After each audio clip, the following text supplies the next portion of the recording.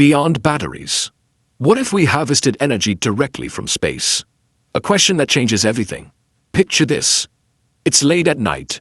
Your city is glowing, streetlights steady, phones charging, data centers humming quietly in the background. Life feels normal. But somewhere deep in the distance, something isn't happening. No coal is being burned. No gas is flowing through pipelines. No wind turbines are spinning. Instead, the energy powering your world is coming from space. Captured above the clouds, beyond storms, borders, and politics, then sent gently back to Earth. Science fiction? Maybe once. But today it's a serious scientific conversation. Welcome to Specvio, the channel where curiosity meets consequence. Here, we don't just ask what if. We explore what happens after the question. Today's episode goes beyond batteries, beyond power plants, and even beyond Earth itself. What if humanity harvested energy directly from space? Stay with me because this idea carries breathtaking promise and very real risks.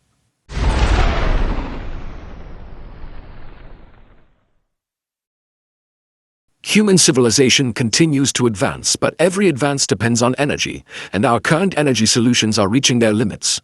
It gently prepares the viewer to later embrace a radical new idea, energy from space, by first proving that land-based systems alone cannot suffice. Every great era of civilization has been defined by energy. This sentence frames energy as the hidden engine of history. The idea is, humans don't progress because of ideas alone, we progress when we find better ways to access energy. It makes the viewer realize that energy is not technological. It is cultural. Wood burning primitive survival. Coal fueled the Industrial Revolution. Oil shaped modern geopolitics. This is a historical compression technique. In 3 short lines it shows, wood equals basic survival, heat, cooking, coal equals factories, railroads, mass production, oil equals cars, aviation, world politics, wars. The point is to prove whoever controls energy controls the era.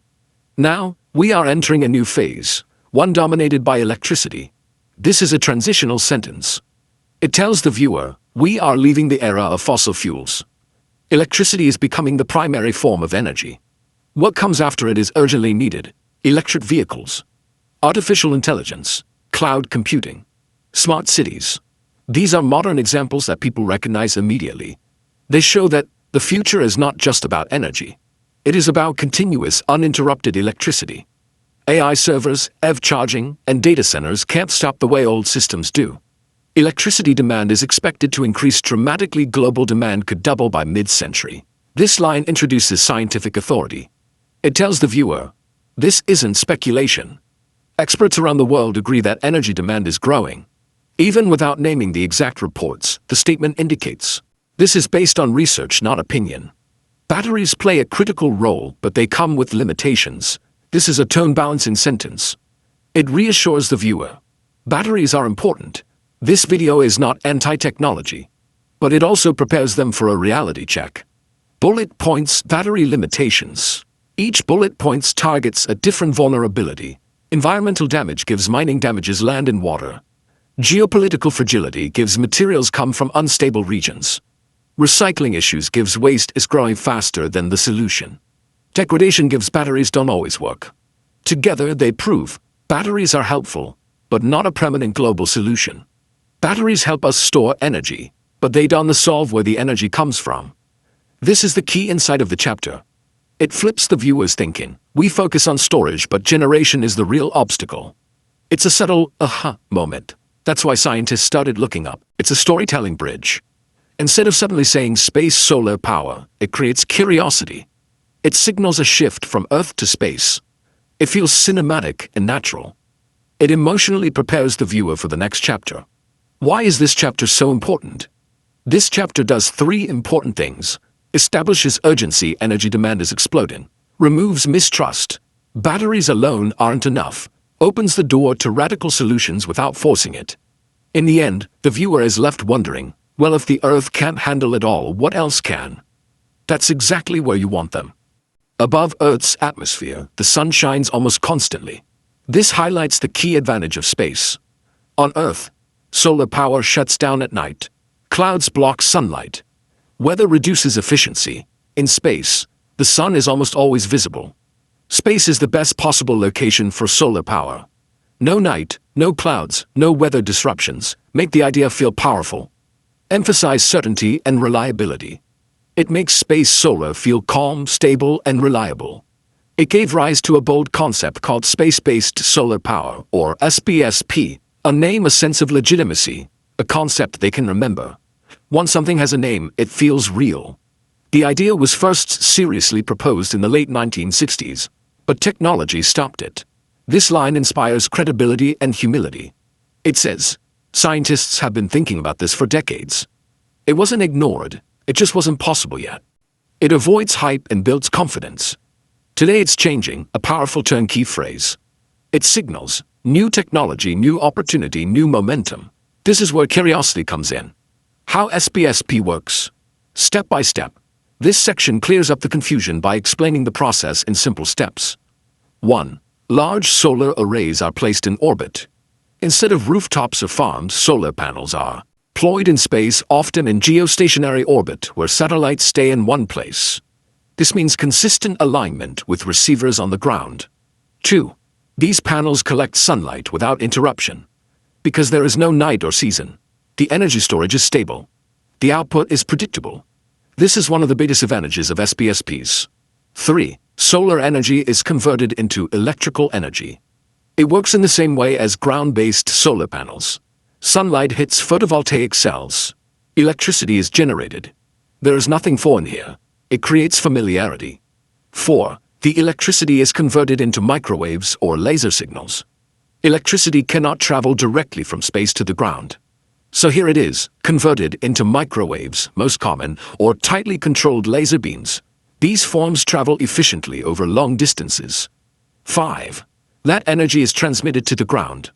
The energy beam is directed to a specific location, spread to reduce intensity. Carefully controlled. This still addresses safety concerns without going too deep. 6. Ground-based receivers convert it back into electricity. On the ground, large receiving antennas collect the beam. The energy is converted into usable electricity. The electricity flows into the grid like any other source. To consumers, it looks just like regular electricity. No fuel burned. No emissions released. This is an emotional payoff line. This directly links to SBSP, climate change solutions, clean energy goals, sustainability.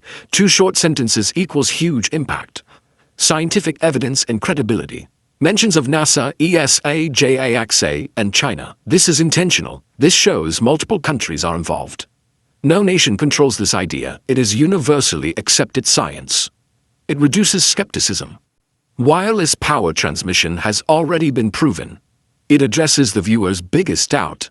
Can you really send electricity into space? Answer: yes, in labs and test environments. The limit is engineering scale, not physics. Science works. The challenge is scale. This is the key takeaway from the chapter. It tells the audience, we are not waiting for a miracle. We are waiting for cheap launches, better materials, global collaboration. It sets up the next chapters on the pros, cons, and timelines. Why is this chapter so important? This chapter makes SBSP understandable, makes it credible, removes the science fiction label, emotionally prepares the audience for a deeper discussion. Benefit 1. Near constant energy supply. Solar panels in orbit can capture more than 99% of the sun's rays year-round. This highlights the single biggest benefit of space energy: reliability. On Earth, the sun sets every night.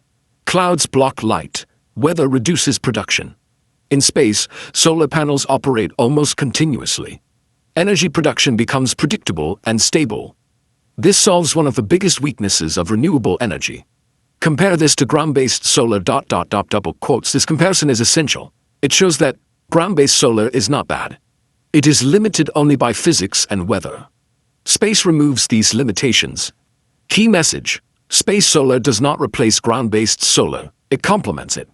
Benefit 2. Massive energy potential. In just 1 hour, the sun provides the Earth with more energy than humans use in an entire year. This is a scale-changing statement. It forces viewers to think big. Energy scarcity is not about lack of supply, it's about access and capture. The problem isn't the sun. It's our ability to use it efficiently. Space-based systems tap directly into this abundance. This explains why space matters. On Earth, most solar energy is wasted. The atmosphere reflects or absorbs sunlight. In space, solar panels capture energy before it dissipates. It turns a cosmic resource into a practical one. Benefit 3. Reduced environmental damage. No mining for fuel, no air pollution, no greenhouse gases during operation. It's a clean, emotional trio. Each sentence addresses a major environmental concern. Mining gives ecosystem destruction. Pollution gives health risks. Emissions gives climate change. Short sentences make the benefits seem undeniable. It could significantly accelerate global climate goals. This puts SBSP in a global context. It's not just about electricity, it's about climate agreements, carbon reduction, long-term planetary sustainability. It positions space energy as a climate solution, not just a technology. Benefit 4. Global access to power energy can be delivered to remote villages, disaster zones, and developing regions. This is where Bob becomes human.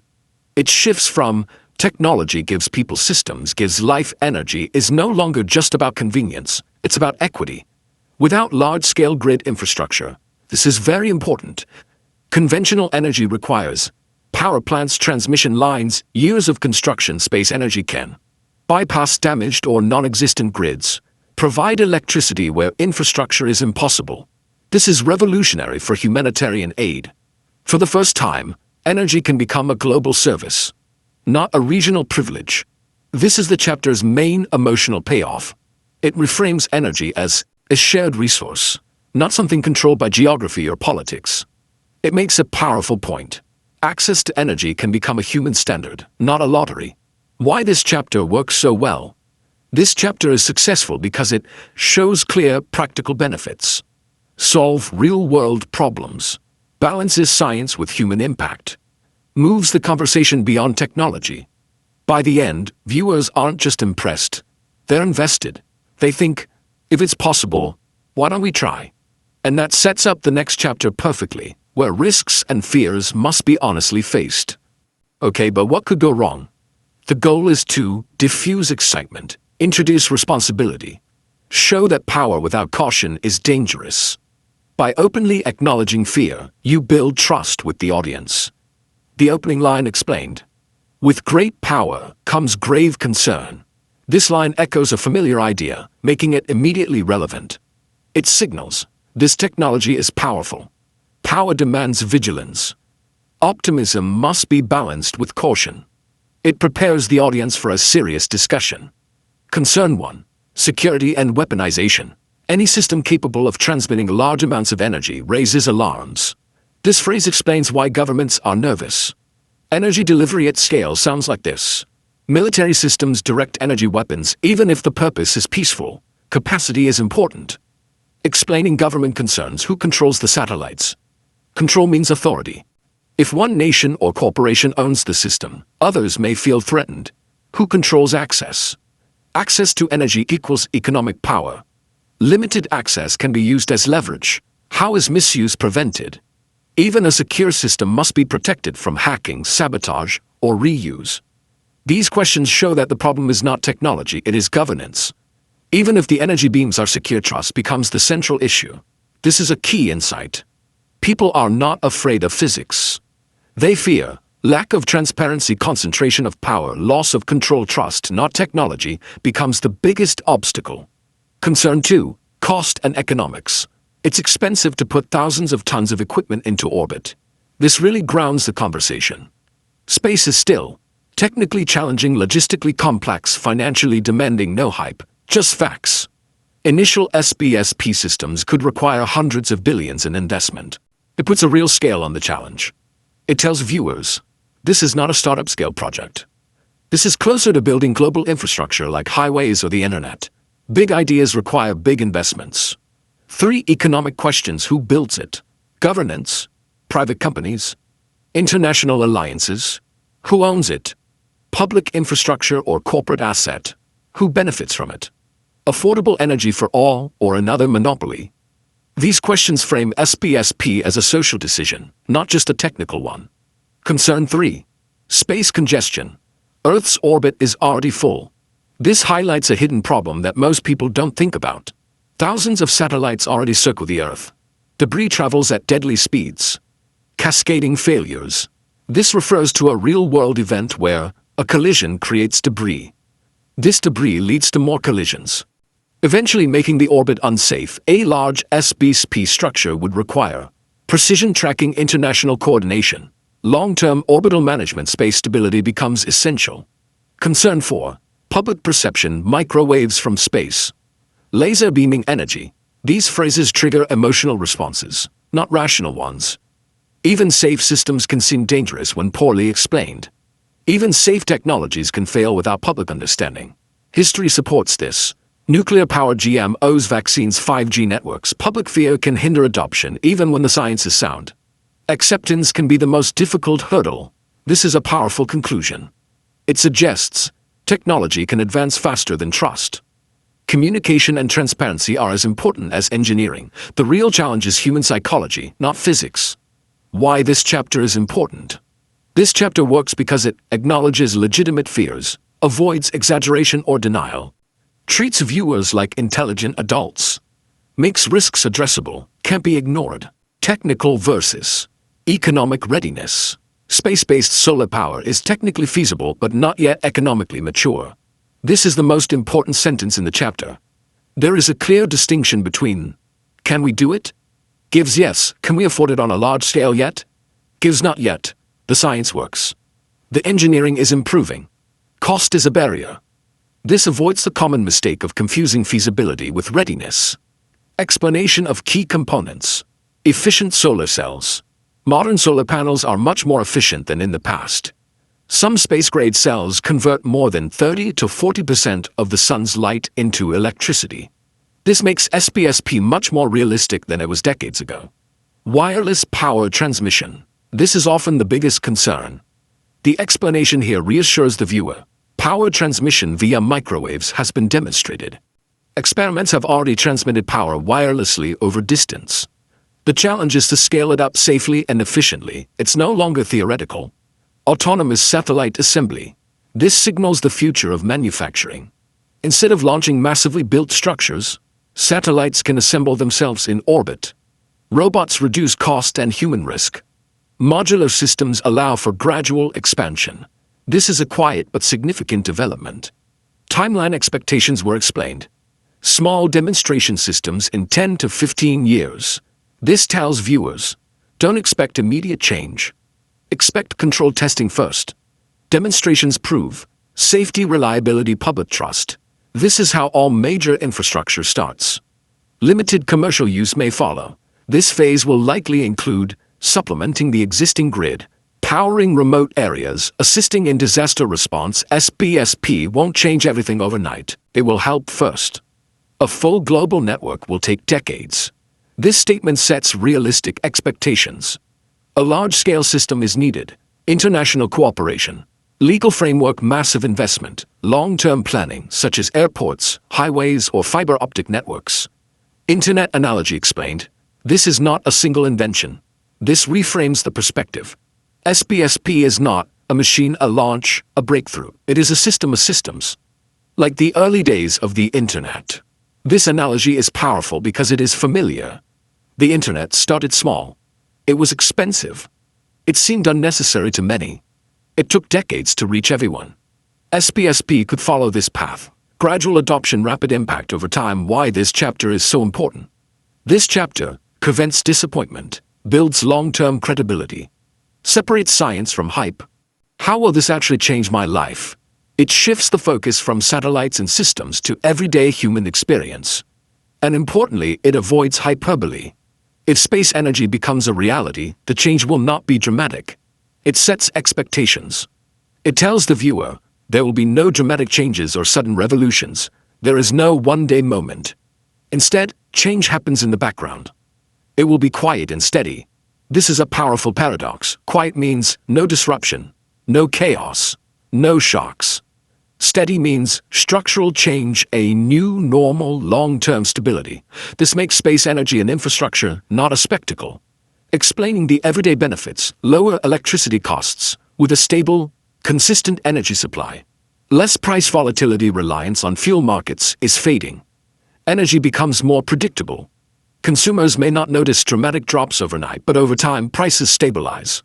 Fewer blackouts because space-based systems operate continuously.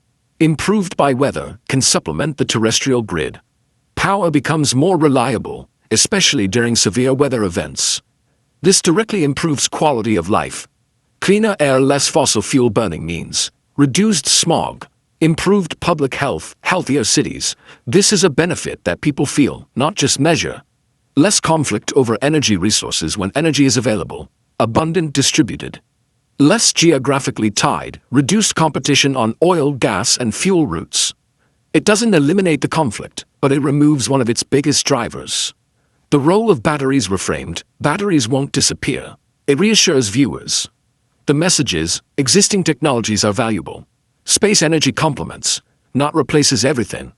They will be ready from primary storage to backup support. This is a significant shift. Batteries become stabilizers, emergency reserves, local buffers, not the main source, just a safety net.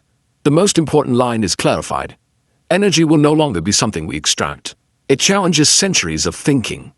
Historically, energy has meant digging, drilling, burning. These actions leave scars on the earth and society. This will be what we receive. This line is philosophical. The energy becomes inert, continuous, less destructive, like sunlight, GPS signals, or radio waves. This suggests a gentler relationship with the planet. What kind of civilization are we becoming?